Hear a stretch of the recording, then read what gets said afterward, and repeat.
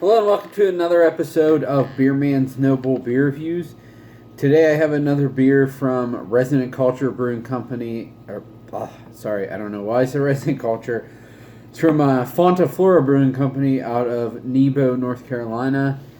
This beer is called Lace Double Guns. It's kind of an odd one. It says Belgian Golden Strong inspired double IPA, double dry hopped with a Tannum, Azaka, and Equinaut. Which is weird because to me it would make more sense if they said, "Oh, this is a double dry hopped Belgian Golden Strong Ale." I don't know. I guess I'll know better when I taste it which style it leans more towards. But this is 8% ABV. I've not had this before. I've heard good things about it, so I'm gonna crack it open and see what we got. And I haven't. Unless you consider their saisons and wild ales like an inspiration from Belgium, I don't think I've really had many Belgian-inspired beers from these guys. They're usually more Anglo, English style beers, so we'll see how this is. Pours a cloudy, not super hazy though, just slightly. It almost looks like a chill haze. Bright straw to golden color with a pretty small but static white head.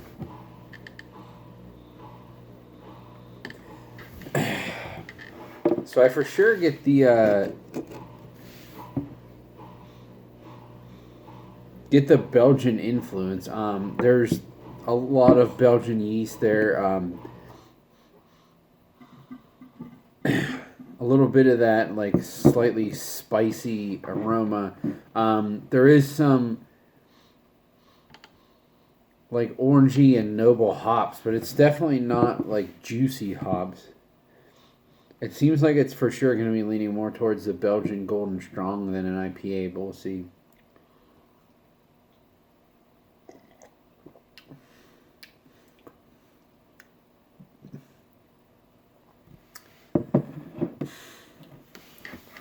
Yeah.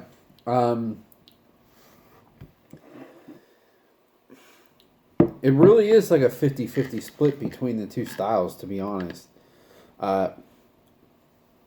There is a lot of that spicy Belgian yeast, but it's a lot more dry than a Belgian Golden Strong would be. Usually they're a little bit on the sweet side. This finish is very, very dry, and I did read the description. It said they added Belgian candy sugar to make it dry, but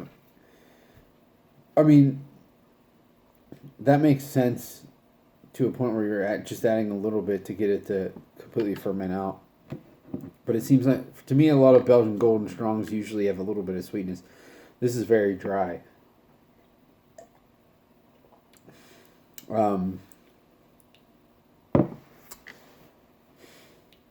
Yeah, the hops are definitely, I don't want to say they're the forefront. It really is like a 50-50 thing.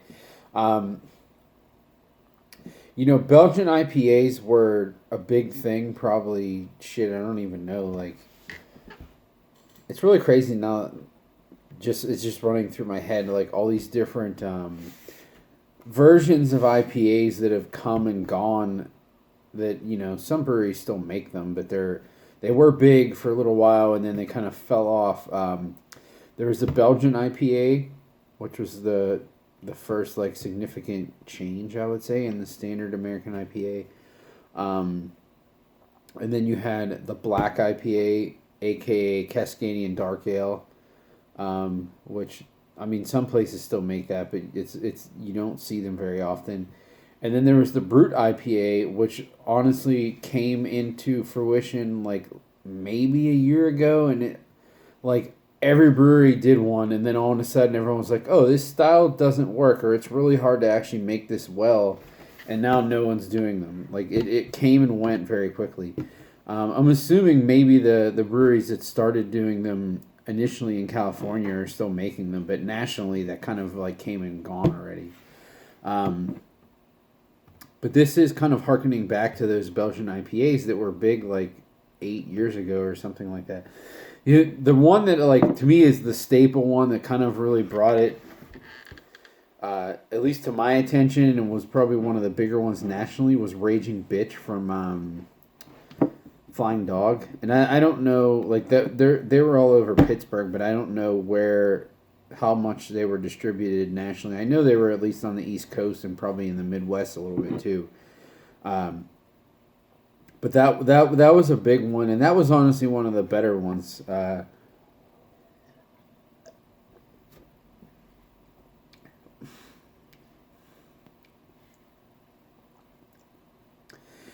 my thought generally on the Belgian IPAs have always been, well, the best ones are the ones that you can't tell very much that there's Belgian yeast. So if you like them because you're not getting much of the tweak or the addition, then what is the point of making them to begin with? And that's usually that's my sentiment for black IPAs too, for the most part. Like I don't like if they're really roasty because then it's just like a hoppy stout.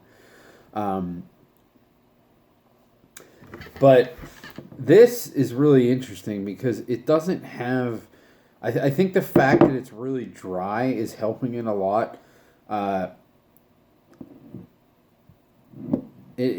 like that little bit of like that little bit of spicy yeasty character, and there's some orangey notes in this too, which you get in a lot of different like lighter Belgian beers, especially Belgian wits, of course. You know, it's one of those things. Like I don't know that I would prefer this over one of their regular IPAs.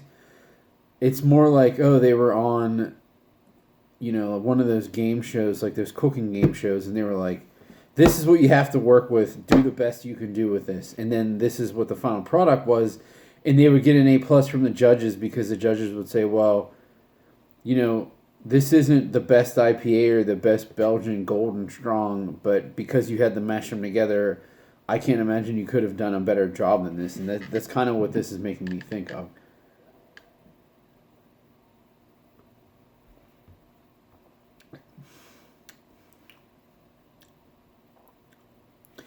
Yeah, and it's funny because when I first started drinking this, I felt like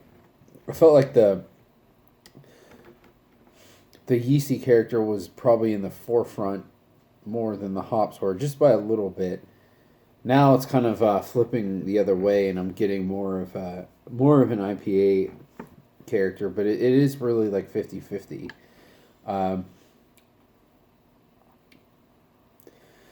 So this, I wouldn't say this is like their best IPA, but it's a really interesting take on one, and I'm glad that they made it.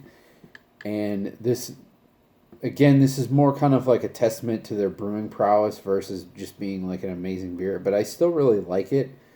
And the one thing I will say for this, I think it because it's really, really dry and it's just so balanced between the estery yeasty character and the nice fresh hops, is the alcohol is very, very well hidden. I would not even guess that this is a double IPA. I would seriously assume that this is like 6%. It's really, really light and nimble, and crushable, to be honest, and it's pretty dangerous.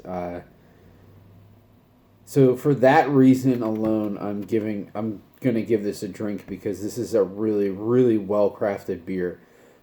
It's not my favorite hoppy beer, not my favorite Belgian beer, but it just together it just works, and I would buy this again, just because I like it and it's unique, and I would want to drink it every once in a while. So I'm giving this one a buy.